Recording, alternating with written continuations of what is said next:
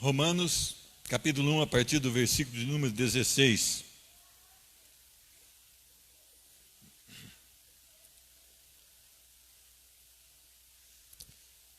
Amém?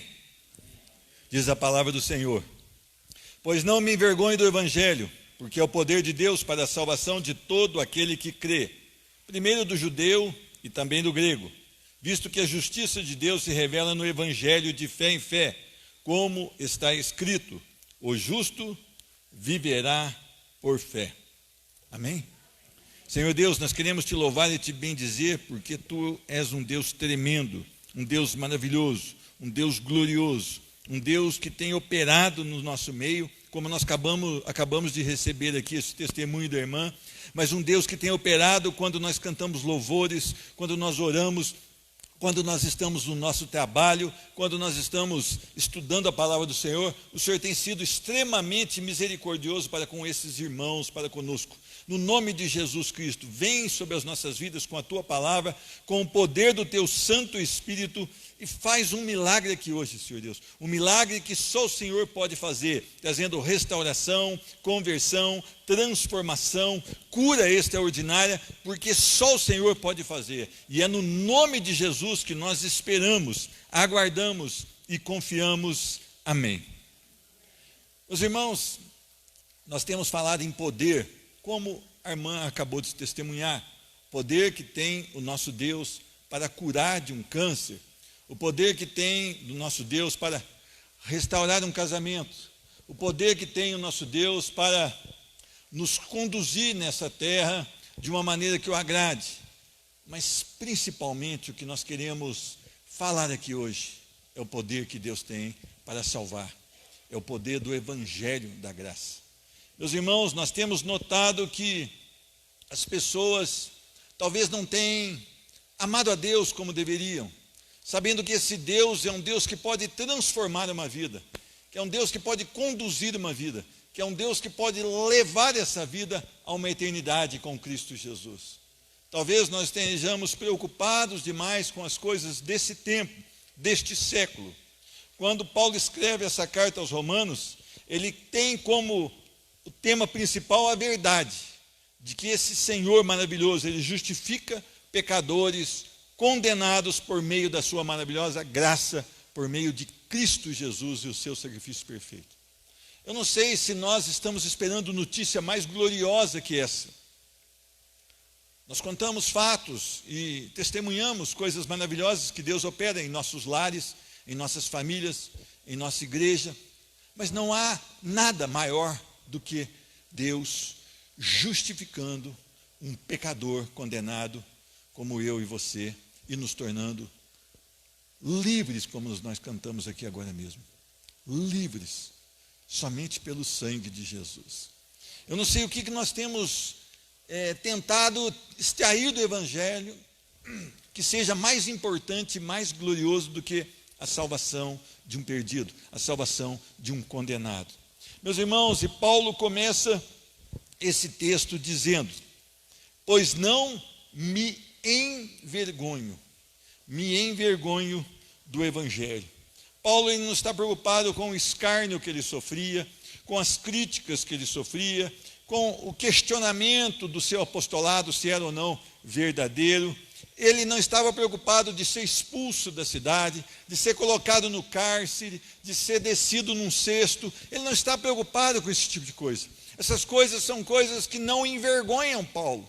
Ele tem algo maior para olhar, ele tem algo maior para se deleitar, ele tem uma esperança profunda de que esse mesmo Evangelho, que no caminho de Damasco o transformou de condenado em justificado, transforme outras pessoas. Meus irmãos, está cada vez mais difícil nós abrirmos aí fora sobre os valores de Deus, os valores da sua palavra. Por quê? Porque há uma tendência hoje de que temos que ser politicamente corretos. E tudo que nós falarmos das verdades do Senhor, talvez as pessoas vão dizer: olha, você merece um processo, você merece ser trancado numa cadeia, porque você agrediu determinado grupo de pessoas. porque você falou contra determinadas situações ou determinado estilo de vida de pessoas. Mas isso não pode nos deter. Nós temos que estar pronto. Nós não podemos nos envergonhar da maravilhosa notícia de que Deus salva um homem e justifica o pecador, através de Cristo Jesus, mediante a sua maravilhosa graça. Nós temos que estar com o nosso coração em Cristo, nosso coração na palavra, para que nós não venhamos, como diz lá na roça, amarelar diante de alguma situação e ter vergonha do Evangelho. Você tem tido vergonha do Evangelho? O Evangelho veio para trazer divisão dentro da própria casa. O Evangelho veio para trazer divisão entre pais e filhos, porque pais, talvez, quando veem os filhos crendo no Senhor Jesus, vão expulsá-los de casa. E filhos também, quando veem pais se dobrar diante de Jesus, talvez não vão querer tê-los como pai. E a palavra do Senhor diz que ele veio para fazer isso. Por quê? Porque alguns creriam, outros não creram e não crerão. A palavra da cruz é loucura para os que se perdem. Mas para nós, os que somos salvos, é o poder de Deus. Então nós temos que entender isso. O Evangelho não é consenso, o Evangelho não é unanimidade, muito pelo contrário. O Evangelho é inimigo do mundo. Ser cristão é ser inimigo do mundo. Ser cristão, de certa forma, é estar afrontando o mundo, porque o mundo espera um comportamento de você. O mundo espera que você proceda de uma maneira. Mas o Evangelho não, ele te leva a proceder à maneira de Cristo Jesus. O quanto você tem sido firme na pregação do Evangelho, o quanto você tem sido firme em caminhar de acordo com o Evangelho, em não ter a vergonha do Evangelho. Por que eu não me envergonho do Evangelho? Paulo está dizendo, primeiro, porque o poder do Evangelho salva. O poder de Deus capaz de dominar a natureza pecaminosa do homem e dar uma nova vida em Cristo Jesus. Meus irmãos, o homem nasceu no pecado. Davi diz, no pecado eu fui concebido. O homem, ele herda o pecado. A Bíblia diz que não passou um justo na terra, um. Ela não fala de idade, olha, até tantos anos é justo, não. Ela fala que não passou um, a não ser Cristo Jesus. Então todos pecaram. E nós precisamos da misericórdia de Deus. E é interessante que o poder do Evangelho é o poder que salva. Não se trata do que nós homens fazemos, mas do que Deus faz através de Cristo Jesus e do seu sacrifício perfeito.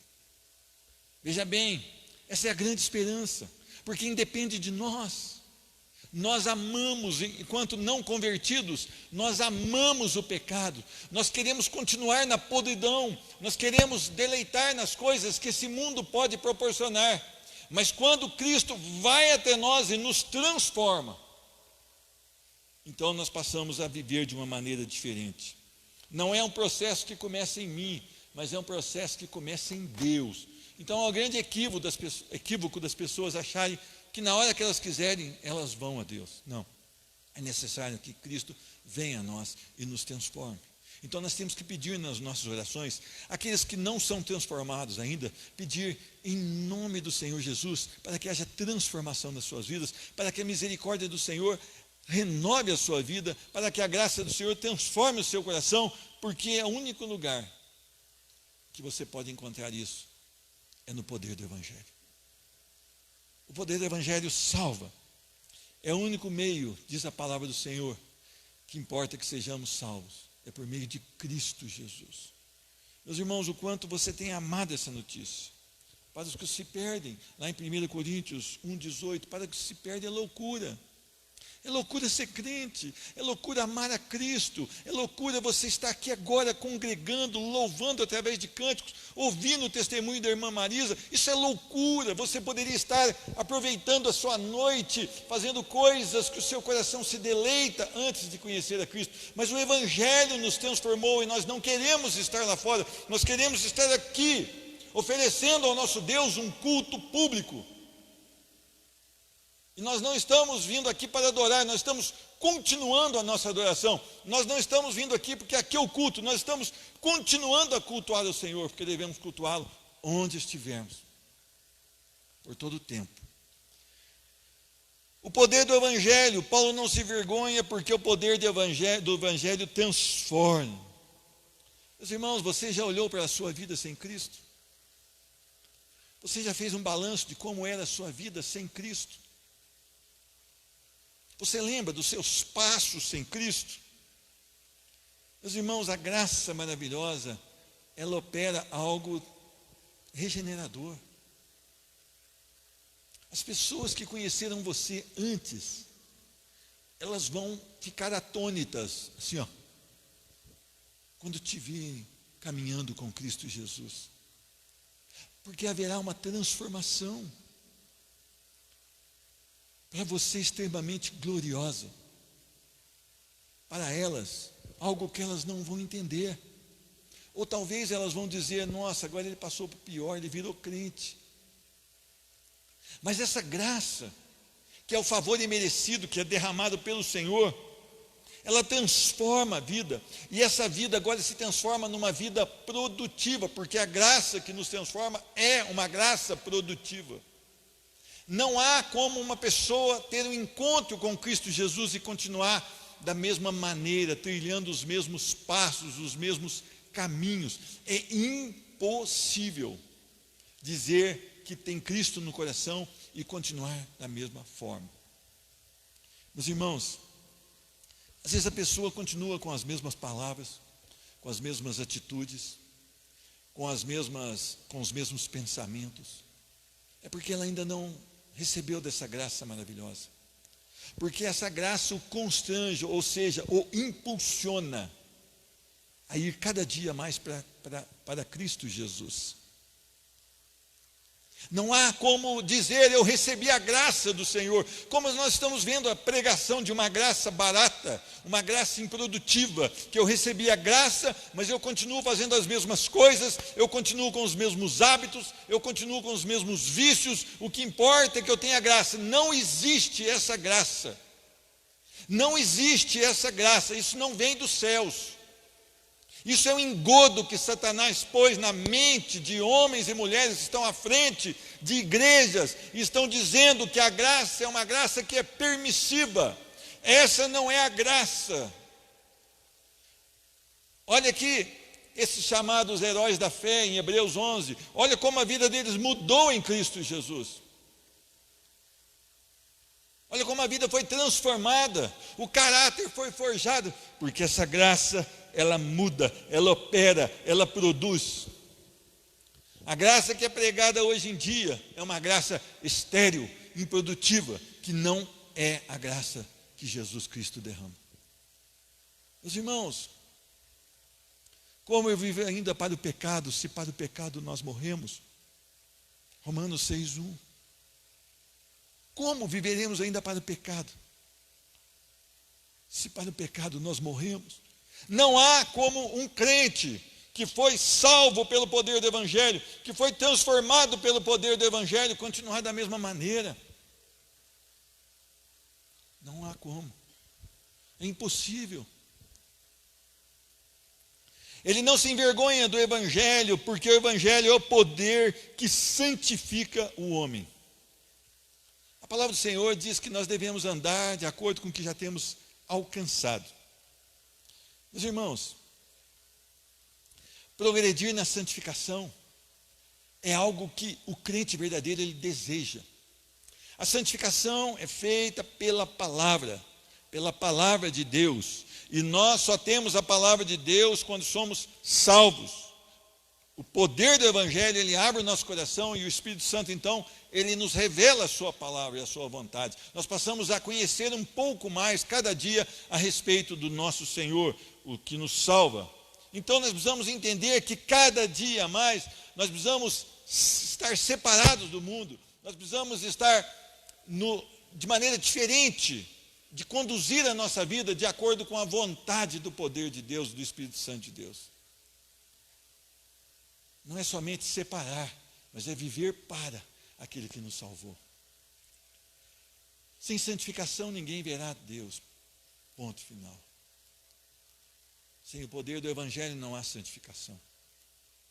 E a santificação, ela é todos os dias colocada à prova na nossa vida, quando nós temos que reagir com o mundo. Quando nós temos que reagir dentro da nossa própria casa, como nós reagimos?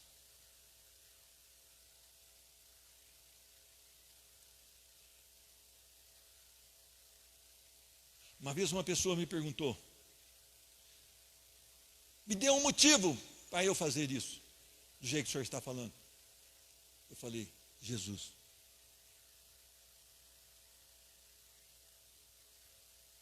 Como você agiu essa semana? O seu motivo foi Jesus? O seu motivo foi andar em santidade? O seu motivo foi viver para a glória do Senhor?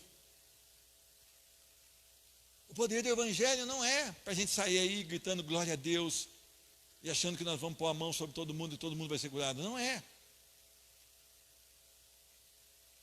O poder do Evangelho é para salvar. E depois, se Deus quiser nos usar para curar enfermo, Ele vai nos usar. Ele vai nos usar e Ele tem usado. Deus ouviu as orações que foram feitas e Deus abençoou a irmã Marisa. Amém por isso. Mas a salvação é o que realmente conta. Meus irmãos, o poder do Evangelho coloca o olhar do homem na eternidade. Veja bem, nós quase estamos cultuando o mundo e as coisas que esse mundo pode nos oferecer. Se nós não analisarmos a nossa vida todos os dias, se nós não colocarmos o nosso coração na palavra de Deus todos os dias, se nós não andarmos, como diz Paulo, de acordo com o que já temos alcançado, nós colocaremos os nossos olhos nas coisas do mundo. E nós começaremos a nos deliciar, a nos deleitar no que o mundo pode oferecer. Quando a palavra de Deus nos diz, pensai nas coisas lá do alto, não as que são aqui da terra, é justamente isso, porque a terra nos rouba da palavra. A terra, ela inunda o nosso tempo, ela enche a nossa agenda. A terra, ela passa a produzir em nós ações mundanas. Se nós deixarmos, se nós não adentrarmos na palavra, não buscarmos no Senhor e não entendermos o poder do Evangelho, nós seremos tragados pelo mundo e pelos projetos que o mundo pode nos dar. Meus irmãos, eu quero que você entenda o que te fascina, o que você mais olha durante a semana, para Cristo, para a eternidade ou para os projetos e os cuidados do mundo. Veja bem, talvez isso não seja para você, seja só para mim. Certamente para mim talvez sirva para você também. Mas nós nos perdemos com facilidade em tudo que o mundo pode nos oferecer. E aí nós nos tornamos homens e mulheres frios na palavra do Senhor. E cheios de projetos no mundo. E cheios de deleites no mundo. E cheios de amor pelo mundo. Meus irmãos, quando nós estamos realmente nos abastecendo de Deus, os nossos olhos estão na eternidade. Contemplar a eternidade. Contemplar a glória do nosso Senhor. Contemplar uma vida. Hoje a gente estava vindo para o culto e acho que foi minha esposa que falou, olha, aquela cobertura mora fulano de tal. E eu perguntei, e daqui a 100 anos, onde ela vai morar? Eu não conheço. Mas daqui a 100 anos, onde ela vai morar? Então não importa aqui se você é um ribeirinho que mora na beira de um rio lá no Amazonas, que não tem nada, nem saneamento. Se você morrer sem Cristo, vai morrer um ribeirinho no inferno. E vai morrer numa cobertura no inferno. Mas se você tem a Cristo, pode estar tanto na cobertura aqui agora, quanto numa casa, numa palafita, uma casa sobre o rio, mas você morará com Cristo Jesus por toda a eternidade. Só o poder do Evangelho pode tirar os nossos olhos e colocar na eternidade. Eu não acho errado você ter um bom apartamento, não acho errado nada disso. Eu quero dizer que o teu coração não pode estar nisso. O teu coração tem que estar em Cristo. Certo? Isso é um acessório que Deus te deu. Isso é algo que Deus te proporcionou. Mas viva para a glória dEle. Em quinto lugar, eu aprendo que ele não se envergonhava do Evangelho, porque o poder do Evangelho torna o homem um imitador de Cristo. Meus irmãos, vamos até Efésios, capítulo 5, versículo 1. Olha o que diz a palavra do Senhor. Sede, pois, imitadores de Deus, como filhos amados. Será que nós temos sido imitadores de Deus? Será que as pessoas veem em nós uma inspiração para estar num culto junto conosco? Será que as pessoas, pelo nosso procedimento como imitador de Cristo, elas dizem, olha, você tem algo especial, eu quero aquilo que você tem? Ou será que elas olham para nós e dizem, show Satanás, porque do jeito que você fala, do jeito que você procede, e os seus pensamentos são demoníacos. Muitas vezes nós questionamos por que as pessoas não vêm no nosso convite, não vêm ao culto. Talvez porque elas olhem para nós e não veem Cristo Jesus em nós. Esse seria um problema muito grande para nós. Porque a palavra diz que nós temos que ser imitadores de Cristo. E Paulo, por pelo menos 2 ou 3 vezes, ele chama atenção. Sedes meus imitadores como eu sou de Cristo. Ele chama a responsabilidade. O poder do Evangelho me torna parecido com Cristo.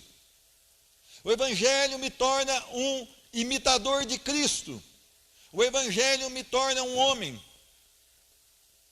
Como aquele casal, quando olhou para Eliseu, disse, aquela mulher disse, lá vai um homem de Deus.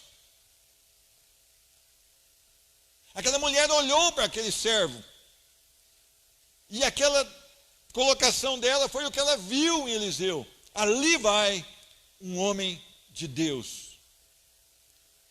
Nós queremos que Deus nos inunde, nós queremos ver a glória de Deus, mas nós não queremos ser parecidos com Cristo Jesus. Nós não queremos ser imitadores de Deus. As nossas ações não refletem aquilo que nós pregamos, aquilo que nós dissemos aí fora que nós cremos. E isso é uma tragédia. Isso nos deixa sem autoridade para levar a palavra. Então nós temos que ter um testemunho. O Evangelho nos torna assim, imitadores de Cristo. Por isso eu falo que hoje dentro da igreja evangélica do Brasil, há um número muito pequeno de verdadeiras conversões. Eu não sei quem são, mas eu sei que são poucos. Por quê? Porque nós conhecemos o testemunho dos evangélicos no Brasil. Ou pelo menos os que se dizem evangélicos. É uma tragédia. É uma tragédia. Por quê? Porque ainda não tem nas suas vidas o poder do Evangelho. Pensam que tem, acham que tem, mas não tem. Você tem buscado imitar a Cristo Jesus? Quando os cristãos foram chamados pela primeira vez de cristãos, isso não foi um elogio. Isso foi até um escárnio. Olha lá os cristãos, ou seja, parecidos com Cristo, imitadores de Cristo. Isso foi um deboche. Isso foi um apelido. Mas para eles foi glorioso. Foi glorioso ser chamado por ímpios de imitadores de Cristo, de parecidos com Cristo. Será que nós temos essa ambição também? De pelo poder do Evangelho sermos imitadores de Cristo? Eu vejo hoje esses artistas, né? Cada vez mais baixo nível, né? Cada vez pior. E cada vez os homens imitando mais, né? Que tragédia. Que tragédia. O poder do Evangelho não me deixa prostrado diante das situações. Meus irmãos, o Evangelho não te traz paz, no sentido de não confronto. Ele traz paz no seu coração. Mas eu digo uma paz que, sem problemas, sem confrontos, sem situações adversas, não. Nesse mundo tereis aflições, tem de bom ânimo. Digo-vos isso para que tenhais paz em mim, disse Cristo Jesus. Então há uma profecia para você. Isso é profecia. Não é aquela do corredor, não. Essa é uma profecia. Jesus falando através da sua palavra. No mundo tereis aflições. Tem de bom ânimo, eu venci o mundo. A paz que vocês precisam está em Cristo Jesus.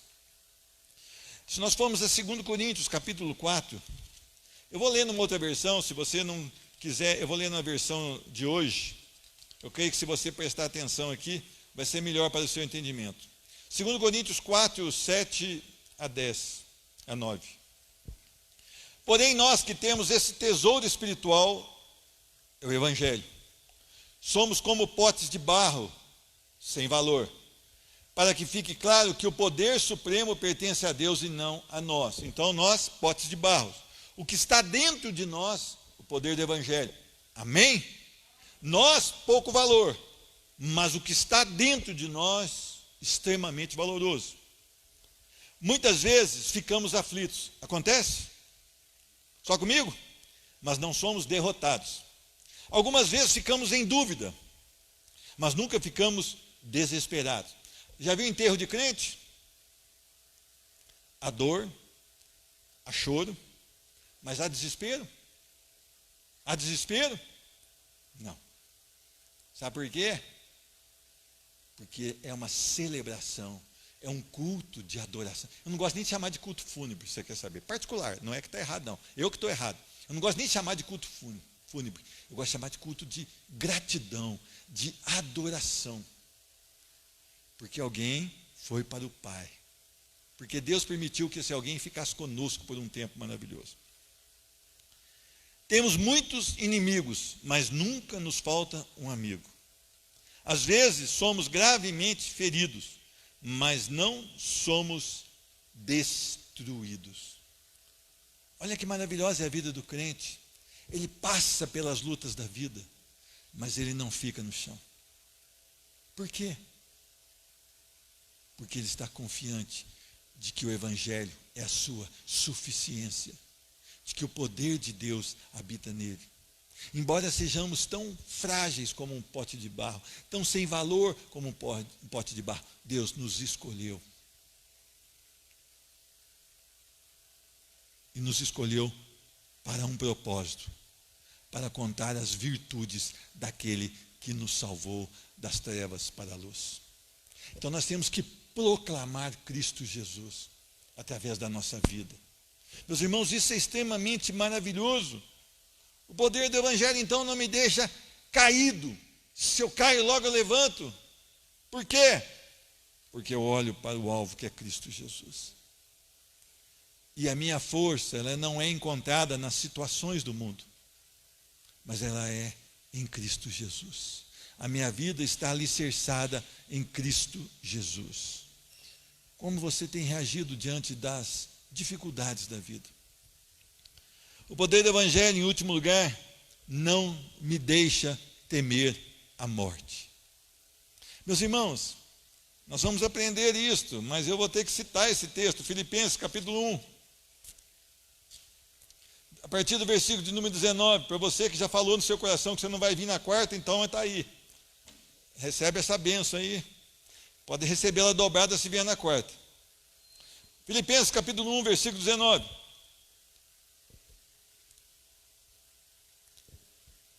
Paulo estava preso e ele diz: porque estou certo de que isto mesmo, pela vossa súplica e pela provisão do Espírito de Jesus Cristo, me redundará em libertação. Segundo a minha ardente expectativa e esperança de que em nada serei envergonhado, antes, com toda a ousadia, como sempre, também agora, será Cristo, não eu, Cristo engrandecido no meu corpo, quer pela vida, quer pela morte. O cristão é isso. Ele está preso. Ele acha que ele vai ser liberto, mas não é isso que é o final para ele. Porque de qualquer maneira Cristo vai ser engrandecido. Quer ele saia vivo, quer ele saia morto daquela cadeia. O que importa é isso. Quando nós temos essa convicção de que, para mim, o viver é Cristo e o morrer é ganho, ou seja, é lucro. Olha, vocês estão de parabéns, vocês têm mantido a obediência aos governantes, usando a máscara. Mas nós não estamos com desespero, com medo de morrer. Por quê? Se nós morrermos, nós temos uma promessa que todo aquele que crê estará em Cristo Jesus. E Cristo será engrandecido. Eu tive o privilégio, olha para você ver o que eu vou falar, e não me interprete mal. Eu tive o privilégio de estar aqui, quando a minha mãe estava morta aqui, um culto de adoração. Os pastores estavam aí, e muitos irmãos passaram por aqui. Foi um momento de adoração preciosíssimo. Eu não queria que a minha mãe partisse, mas o câncer a venceu. A venceu aqui, né? Porque eu creio que ela está na glória do Senhor. E foi um momento impactante, onde vidas puderam receber a mensagem da cruz. E entender que o crente não fica desesperado. O poder do Evangelho não me deixa temer a morte. Meus irmãos, o quanto você tem entendido a respeito do Evangelho, que Ele que é a sua vida, e não o que está aqui fora. Deus opera no meio da igreja. Amém por isso. Mas a garantia de que nós estaremos na eternidade é que Cristo morreu pelos nossos pecados. E nós cantamos hoje, teu sangue. Somente pelo teu sangue, Senhor Deus, é que nós temos o quê? A verdadeira liberdade. Esse sangue nos tornou livre. Não se envergonhe do Evangelho. O Evangelho é o poder de Deus. Tanto para o gentio, quanto para o judeu. Ou seja, para todas as categorias de pessoa. Visto que a justiça de Deus se revela no Evangelho de fé em fé, como está escrito, o justo viverá pela fé. Basta ao justo a fé. A fé vem pelo ouvir. Ouvir o quê? A palavra de Deus. Quando você entra ali, naquele quadro ali que está iluminado, tem esse versículo: o justo viverá pela fé. Que Deus tenha misericórdia de cada um de nós. Que nós possamos cada dia mais voltar os nossos corações para o Senhor. É uma alegria estar aqui hoje com os irmãos. Eu, particularmente, tinha o desejo de estar aqui hoje com os irmãos, porque eu tenho saudade da congregação dos santos. Eu tenho saudade de adorar a Deus junto com os irmãos. Eu não sei se passa isso no coração dos irmãos.